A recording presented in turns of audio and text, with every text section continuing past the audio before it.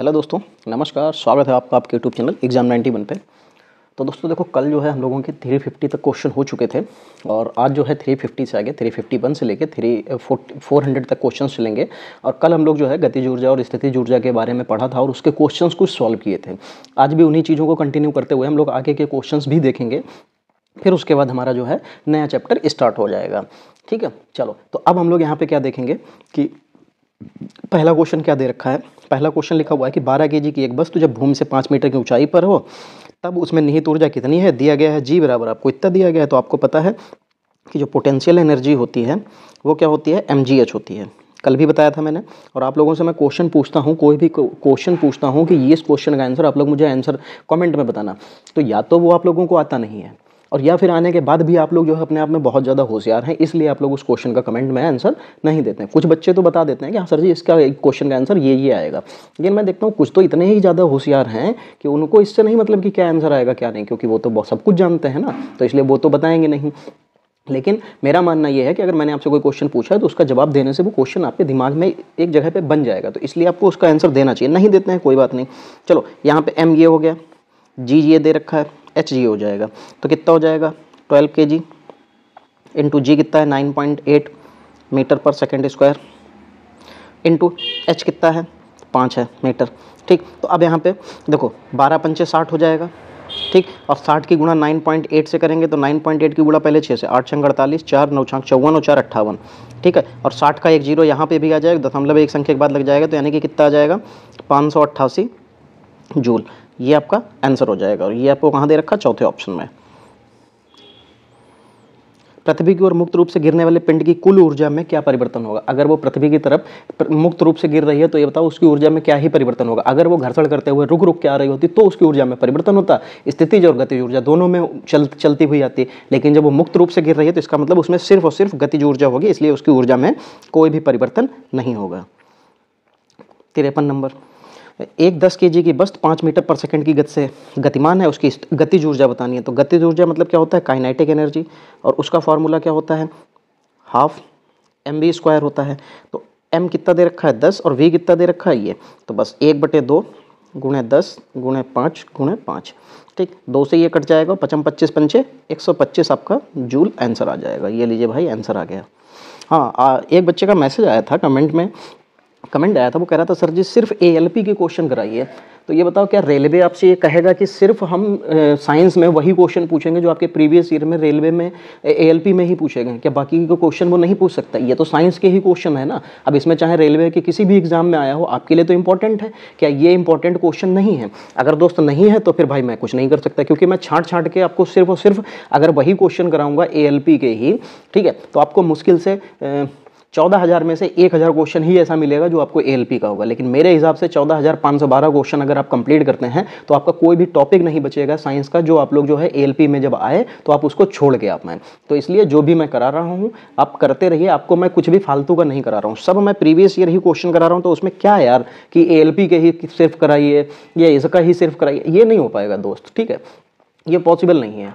आपको जो चीज़ें कराई जा रही हैं आप उसमें ये ढूंढिए कि क्या यार सही है। जो क्वेश्चंस मैं करा रहा हूँ ये क्वेश्चंस रेलवे के फेवरेट क्वेश्चन है, प्रीवियस ईयर के हैं, तो यही क्वेश्चन वो पूछता है। थोड़ा सा ध्यान रखें, फालतू की जो चीज़ें आप लोग लेके आते हैं तब गुस्सा लगती है।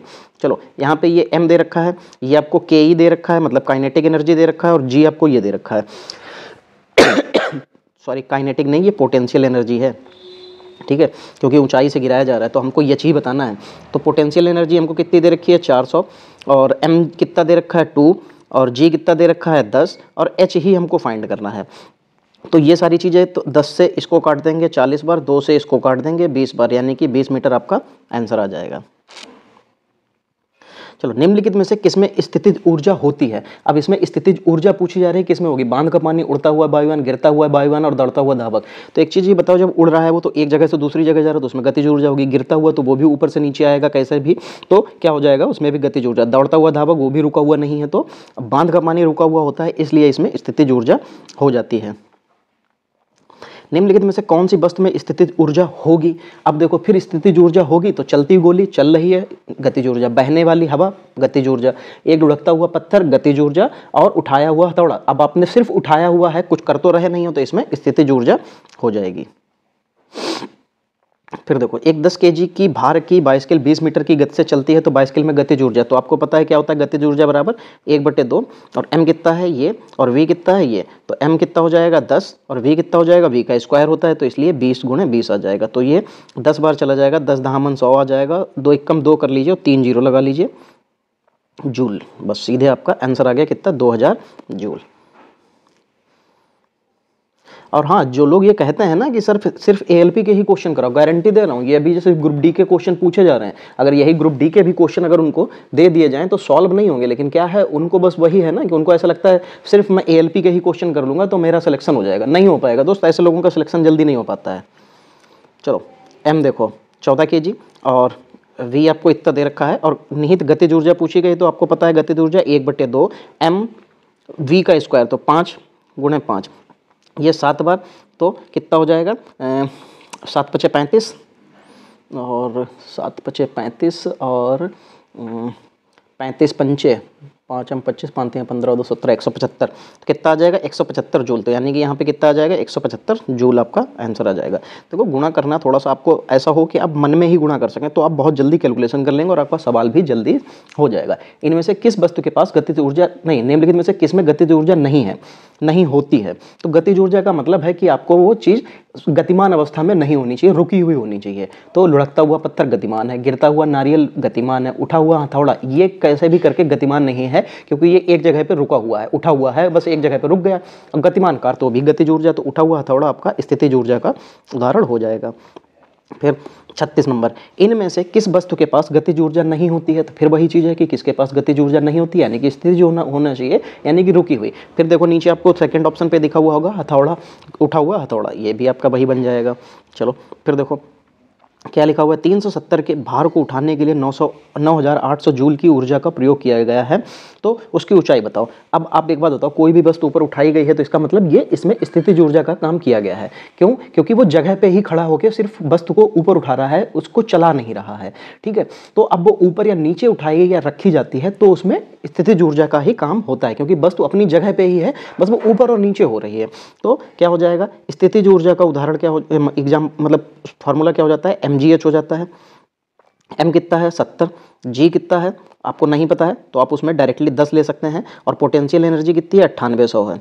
ठीक है, और गुणे h कितना है नहीं पता है तो 1 0 1 0 1 0 1 0 कट गया, 7 से एक बार काटिए, 7 चौक 28 यानी कि 14 आ जाएगा, तो h बराबर कितना मिल गया 14 मीटर आपका आंसर हो गया।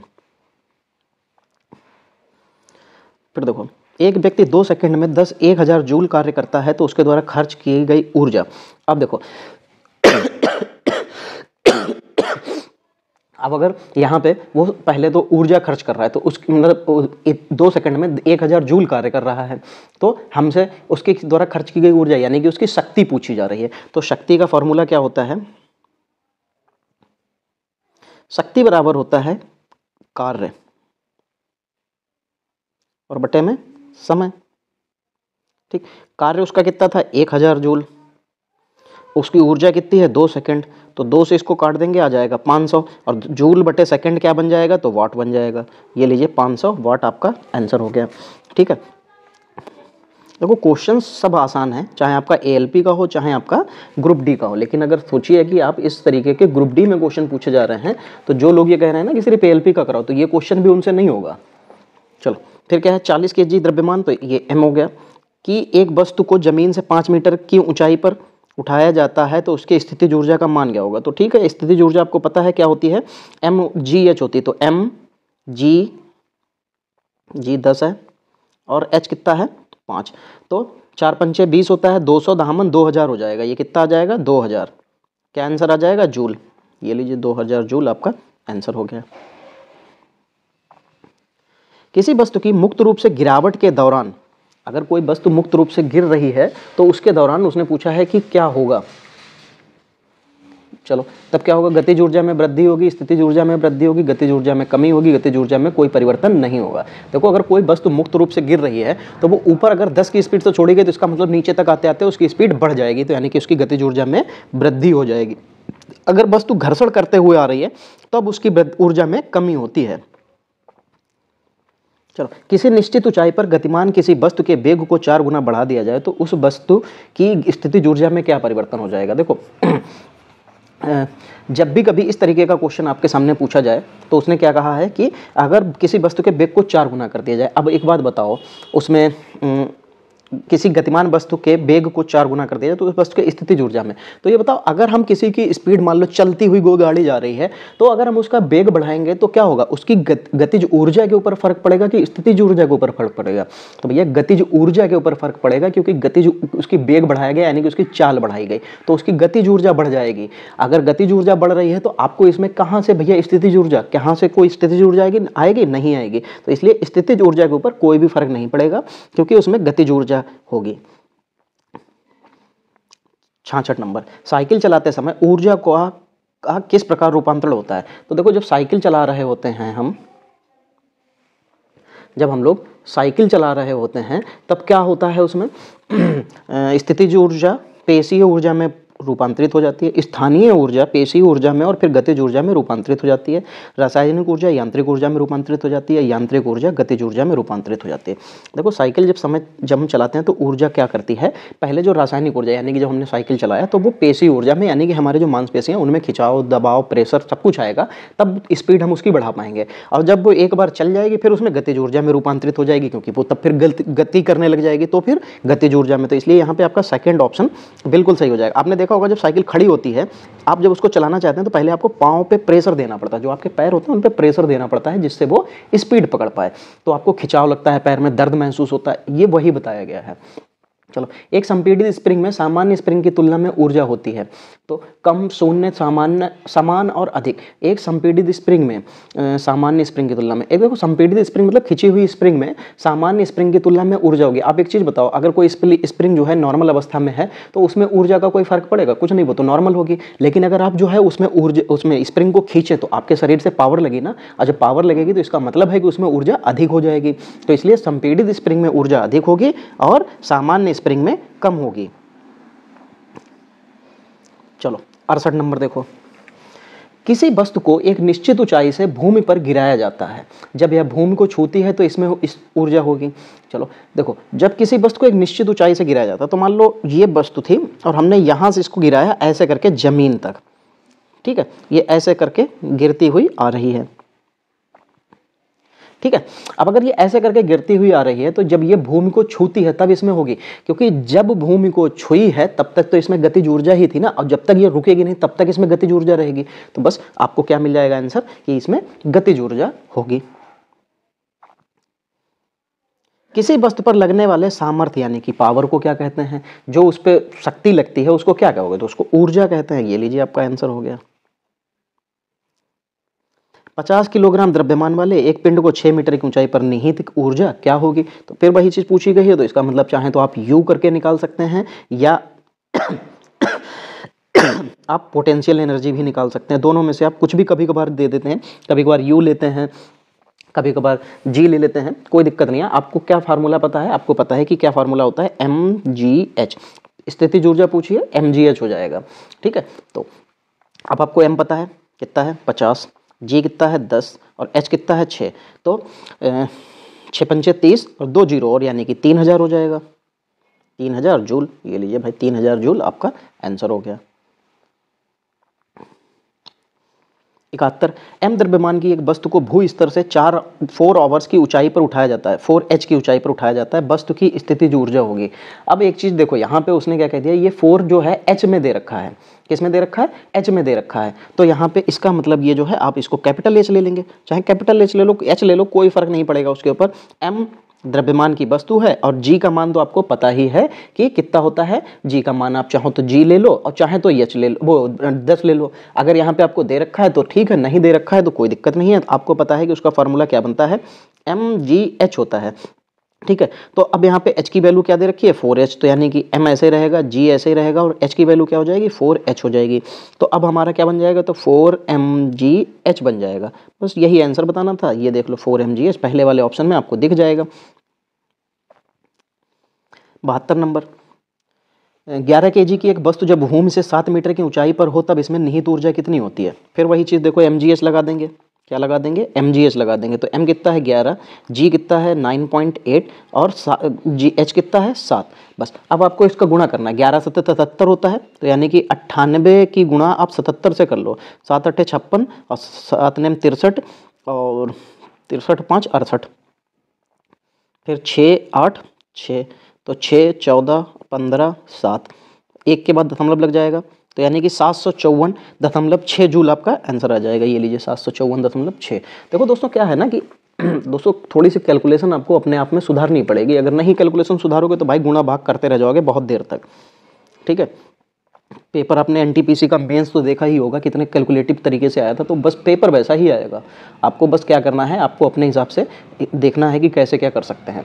चलो 10 केजी की एक वस्तु जब भूमि से 7 मीटर की ऊंचाई पर हो तब इसमें निहित ऊर्जा कितनी होगी। तो देखो जब भी कभी निहित ऊर्जा की बात आती है तो इसका मतलब होता है कि ये पोटेंशियल एनर्जी, क्योंकि आपकी क्षमता पूछी जा रही है। पोटेंशियल का मतलब क्या होता है, आपकी क्षमता, ठीक है। तो पोटेंशियल एनर्जी का फॉर्मूला क्या होता है, पीई का फॉर्मूला क्या होता है एम जी एच होता है। एम कितनी है 10, जी कितना है 9.8 और एच कितना है 7। तो बस 10 की गुणा 9.8 से करेंगे तो 98 बन जाएगा, 98 की गुणा 7 से करेंगे तो 63 नहीं 68 बन जाएगा। 600 7 9 63 63 5 68 686 आ जाएगा। ये लीजिए 686 आंसर आ गया। बारिश के दौरान ऊर्जा का किस प्रकार का परिवर्तन होता है, ऊर्जा में किस प्रकार का परिवर्तन होता है ये पूछा जा रहा है। तो देखो जब बारिश होती है तो यांत्रिक ऊर्जा गतिज ऊर्जा में बदल जाती है, गतिज ऊर्जा में परिवर्तित हो जाती है, पेशीय ऊर्जा यांत्रिक ऊर्जा में परिवर्तित हो जाती है, रासायनिक ऊर्जा गतिशील ऊर्जा में परिवर्तित हो जाती है, स्थितिज ऊर्जा गतिज ऊर्जा में। देखो जब बारिश होती है तो बादल के अंदर पानी क्या होता है, गति, वो अपना रुका हुआ होता है, एक जगह पे रहता है, तो वो तो स्थितिज ऊर्जा हो गई। फिर जब पानी बरसता है तो आसमान से लेकर जमीन तक आता है, चल के आता है, तो इसका मतलब उसमें गतिज ऊर्जा हो जाएगी। तो इसका मतलब जो है कि पहले वो स्थितिज ऊर्जा में था, बाद में वो गतिमान अवस्था में हो गया है। 75 नंबर, निम्नलिखित में से निम्नलिखित में कौन ऊंचाई के साथ बढ़ता है या घटता है। अच्छा देखो नाभिकीय ऊर्जा, रासायनिक ऊर्जा, स्थितिज ऊर्जा या यांत्रिक ऊर्जा। तो एक चीज़ ये बताओ, अगर आप कोई चीज़ 5 H बराबर अगर 5 रखते हो तो पोटेंशियल एनर्जी आपकी इसके हिसाब से आएगी। फिर H बराबर अगर 6 कर दोगे या H बराबर आप 3 कर दो तो इनके हिसाब से आपके आंसर चेंज होंगे, बिल्कुल चेंज होंगे। क्योंकि हम कहते हैं अगर 10 आप जो है G मान लो, 10 ही H मान लो, तो वो तो 10 दामन 100 हो गया। अगर हम 100 की गुणा 5 से करेंगे तो 500 आएगा, 6 से करेंगे तो 600 आएगा, H से 3 से करेंगे तो 300 आएगा। इसका मतलब जो है उसकी ऊंचाई के साथ में जब ऊंचाई बढ़ेगी या घटेगी तो उसकी स्थितिज ऊर्जा पे भी परिवर्तन होगा। तो किस पे परिवर्तन हो जाएगा, स्थितिज ऊर्जा पे। बस यही आपका आंसर हो जाएगा। चलो एक वस्तु में निहित 500 जूल और उसका द्रव्यमान 15 केजी है भूमि के ऊपर ऊंचाई, ठीक है, तो कोई दिक्कत नहीं है। तो 1500 बराबर कितना दे रखा है, m ये है, g कितना है 10 है, h हमको नहीं पता है भाई निकाल लेंगे। तो 0 से 0 चला जाएगा, 15 से 10 बार चला जाएगा, 15 दामन 150 हो जाएगा और 150 m मीटर आ जाएगा। बस सॉरी 10 मीटर आ जाएगा। ये लीजिए आपका भाई 10 मीटर आंसर हो गया। स्थितिज ऊर्जा किसके बराबर होगी, तो आपको पता है कि स्थितिज ऊर्जा का फॉर्मूला क्या होता है, mgh बराबर क्या होता है, पोटेंशियल एनर्जी होता है ना। बस यही आपका mgh आंसर हो जाएगा। ये लीजिए mgh आंसर हो गया। 10 केजी की एक बस 2 मीटर की गति से आगे बढ़ रही है तो उसकी गतिज ऊर्जा। अब देखो बस तो आगे बढ़ रही है तो गतिज ऊर्जा आ जाएगा। गतिज ऊर्जा का फार्मूला होता है हाफ m कितना है 10 और v कितना है 2 गुणे 2 हो जाएगा, क्योंकि v स्क्वायर होता है। क्या होता है, हाफ m v स्क्वायर होता है, तो v का स्क्वायर तो 2 से 5 बार, 5 दूनी 10 दूना 20, 20 जूल आपका आंसर आ गया।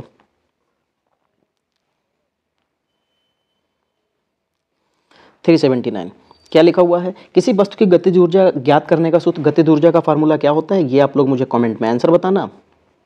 और अब मैं भी देखूंगा कि भाई कितने लोग बताते हैं।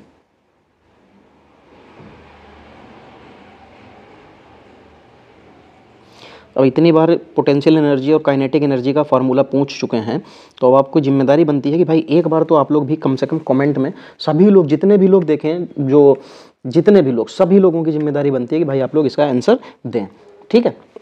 चलो यहाँ पे क्या पूछा है, m दे रखा है आपको 11 ग्राम की एक वस्तु इतने मीटर की एक समान वेग से गति कर रही वस्तु में निहित गतिज ऊर्जा। तो आपको गतिज ऊर्जा ये लीजिए, अरे यार m कितना है 11 और v कितना है 5 गुणे 5, तो 55 25, 11 5 55 और 55 की गुणा जब 55 5 से करेंगे तो 55 25 और 2 27, यानी कि 275 और ये बटे में 2, तो 2 एकम 2, 2 3 6, 2 7 14 और 2 5 10, यानी कि 137.5 जूल आ जाएगा। ये लीजिए 137.5 जूल। 81 नंबर, देखो क्या हो जाएगा। 15 kg का द्रव्यमान की एक वस्तु इतने मीटर पर सेकंड की गति से समान वेग से चल रही है, उस वस्तु की गतिज ऊर्जा, फिर देखो वही आ जाएगा कि 1/2 गुणे 15 और गुणे 5 गुणे 5, तो 15 5 75 और 75 और 25 की गुणा करेंगे तो 55 25 और 7 5 35 2 37, यानी कि 375 बटे में 2, तो 2 एकम 2, 2 8 16, 2 7 14 और 0.5, तो यानी कि 187.5 जूल आपका आंसर आ गया। दोस्तों रटवा दूंगा मैं, बिल्कुल आप इसके लिए निश्चिंत रहो। ये सवाल आपको ऐसी कंडीशन में पहुंचा दूंगा कि आपसे पोटेंशियल एनर्जी और काइनेटिक एनर्जी का सवाल ही नहीं गलत होगा, और सवाल न्यूमेरिकल तो छोड़ो, आप थ्योरेटिकल भी जल्दी गलत नहीं करेंगे। देखो यहाँ पे द्रव्यमान कितना दे रखा है इतना, और भूमि से एक निश्चित ऊंचाई, तो हमें एच नहीं पता है और हमें जूल पता है, तो हमें पता है कि इसमें काइनेटिक एनर्जी लगा देंगे क्योंकि ये वस्तु जगह पे ही है, तो बराबर कितना हो जाएगा, एम जी कितना है 10 है, एच हमको पता नहीं है तो यही रखो, 0 से 0 चला गया, 12 से ये 4 बार चला जाएगा, तो आपका 4 आंसर आ जाएगा। अब देखो स्थितिज ऊर्जा के उदाहरण बताने, छत की घर की छत पर रखी हुई ईंट, तो वो रखी हुई है, इसका मतलब इसमें स्थितिज ऊर्जा होगी, बिल्कुल भाई होगी। फिर एक घड़ी की स्प्रिंग जब घूमती है, अब स्प्रिंग घूम रही है कहीं अपनी जगह से इधर उधर हो रहे नहीं, तो इसमें भी भैया स्थितिज ऊर्जा हो जाएगी। संपीड़ित स्प्रिंग, बिल्कुल भैया खिंची हुई स्प्रिंग में तो वही होती, छोड़ देंगे तब उसमें गतिज ऊर्जा हो जाएगी।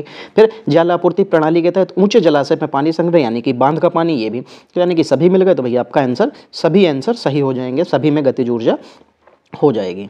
चलो फिर देखो क्या लिखा हुआ है, कार्य करने में सक्षम वस्तु में होता है। अगर कार्य करने में कोई वस्तु सक्षम है तो उसमें क्या होगा, तो उसमें भाई ऊर्जा होगी, तभी तो वो कर पाएगा, यानी कि उसमें पावर है, उसमें शक्ति है कार्य करने की, तभी वो आंसर कर पाएगा।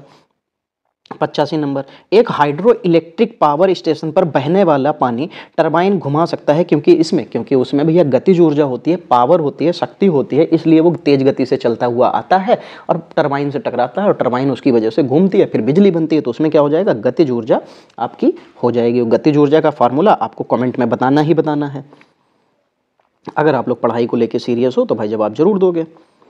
चलो फिर देखो 86 नंबर, निम्नलिखित में से कौन सा कथन यहाँ पे गलत है। चलो देखो भाई गलत, संपीड़ित स्प्रिंग में स्थितिज ऊर्जा होती है, उठाए हुए हथौड़े में स्थितिज ऊर्जा होती है, बांध में जल में गतिज ऊर्जा होती है, बांध के जल में कहाँ यार, बांध के जल में तो स्थितिज ऊर्जा होती है, बस यही आपका गलत हो जाएगा।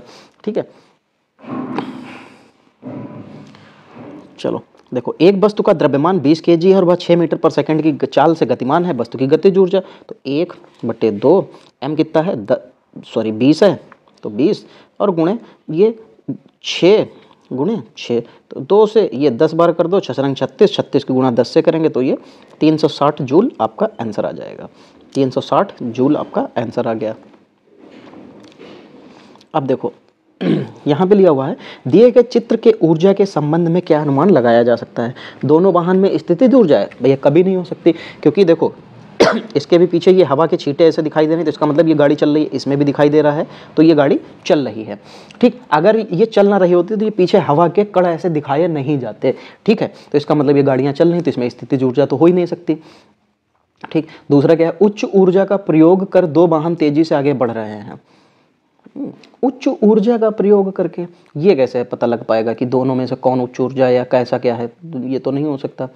ठीक, दोनों वाहन यांत्रिक ऊर्जा को पेशी ऊर्जा में, यांत्रिक ऊर्जा को पेशी, आप शरीर के कोई इसमें जो है काम कर रहे हो नहीं, इसमें तो गाड़ियां चला रहे हो। ठीक है, दोनों वाहनों में गतिज ऊर्जा, बस यही दोनों ऑप्शन में आपका बिल्कुल सही आंसर दिख रहा है कि दोनों वाहन में गतिज ऊर्जा है, क्योंकि दोनों वाहन चल रहे हैं। किसी निश्चित ऊंचाई पर उठे हुए पानी में ऊर्जा होती है, किसी निश्चित ऊंचाई पर उठे हुए पानी में, तो एक चीज जैसे ये बताओ, जैसे पानी यहाँ ऐसे ऐसे करके बह रहा है, ठीक, ये पानी आपका क्या कर रहा है, ये बह रहा है। अगर ये पानी बह रहा है लेकिन ये क्या हुआ, ऐसे करके अचानक से ऐसे करके उठ के यहाँ तक पहुँच गया। अब बस यहाँ पे जाके रुक गया, क्योंकि उसने क्या, ऊंचाई पर उठे हुए पानी में, अब उठे हुए पानी में है तो उठे हुए पानी में स्थितिज ऊर्जा आ जाए, क्योंकि वो एक जगह पे जाके रुक गया है। यदि कोई लड़का गैस से भरा गुब्बारा छोड़ता है तो जो ऊपर उठता है तो स्थितिज ऊर्जा होगी। आप एक चीज ये बताओ कि अगर जो गैस का गुब्बारा है, आप अगर उसको छोड़ दोगे तो वो क्या रुकी रहेगी? क्या वो रुकी रहेगी? नहीं। यदि कोई गैस में भरा गुब्बारा छोड़ता है तो जो ऊपर उठता है तो उसकी स्थितिज ऊर्जा, हाँ ठीक है। तो एक चीज ये बताओ, जैसे जो गैस वाला गुब्बारा होता है, ठीक है, ठीक है, देखो ये इस तरीके से कोई गुब्बारा होगा। अरे यार, गुब्बारा भी एक बार में सही नहीं बन रहा। ये देखो, ये गुब्बारा है, ठीक है। अब क्या होगा कि इसकी ऊंचाई अगर ऐसे करके बढ़ती जाएगी तो बताओ इसकी स्थितिज ऊर्जा के ऊपर क्या फर्क पड़ेगा? मैंने आपको बताया था कि अगर h बराबर 3 है तो जो आंसर आएगा फिर h बराबर 4 वाले आंसर से कम होगा। ऐसे ही जैसे जैसे ऊंचाई बढ़ती जाएगी उसकी स्थितिज ऊर्जा क्या होगी? बढ़ती जाएगी, ठीक है। यदि साइकिल की गति दोगुनी कर दी जाए तो, ठीक है, अब उसने क्या कहा, गति को दोगुना कर दिया जाए। तो एक बार v1 बराबर मान लिया हमारा v1 बराबर जो है क्योंकि हाफ mv² होता है, ठीक है। तो अगर v1 बराबर हम 1 मान लें और उसकी गति को दोगुना, तो फिर v2 बराबर क्या हो जाएगा? 2 हो जाएगा, ठीक है। इसको x के साथ रखो, x, और ये 2x बन जाएगा, ठीक है। दोगुना कर दिया हमने। अब देखो ऊर्जा का फार्मूला क्या होता है। अब अगर हम काइनेटिक एनर्जी लिखेंगे तो 1/2, m से हमें मतलब नहीं, क्योंकि m दोनों में उसने नहीं बताया है कि बराबर है या नहीं, क्योंकि तो m को तो हम बराबर ही मान लेंगे। फिर v का मतलब क्या हो जाएगा? x, फिर आप इसको k1 रख सकते हैं। फिर ऐसे ही k2 का क्या हो जाएगा?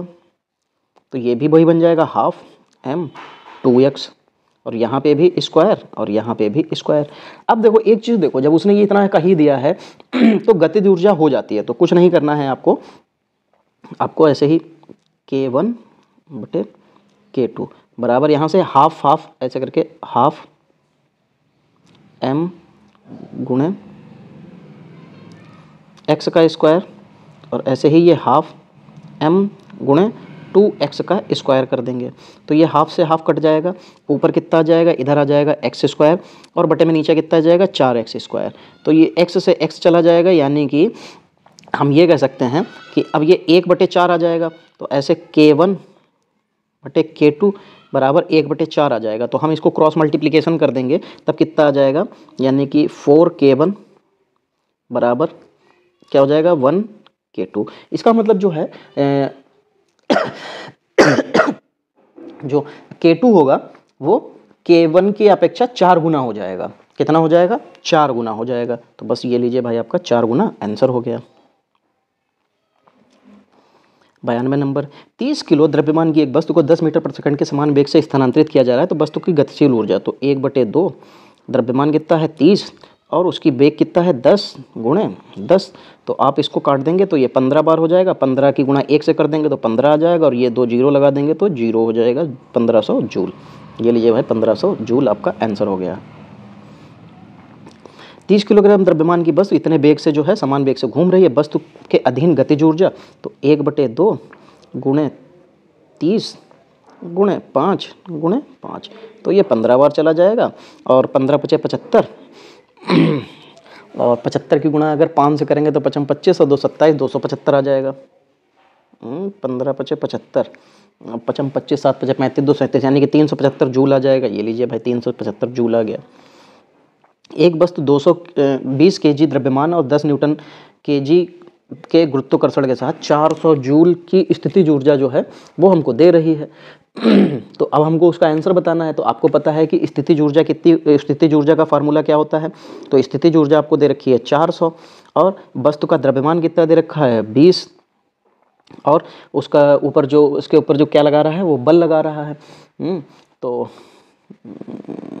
लेकिन हमें बल से मतलब ही क्या है, हमें तो उसने कहा है कि ऊंचाई हमें क्या नाम जी लेना होता है, यहाँ पे mgh होता है, तो m तो हमने 20 ले लिया, g कितना होता है आपको पता है कि g में वैल्यू कितनी आ जाती है 10 ले लेते हैं, और हमें h निकालना है तो h निकाल लेंगे, 0 0 काट देंगे, ये 0 के साथ 2 से 2 बार कट जाएगा, तो यानी कि 2 आंसर आपका आ जाएगा।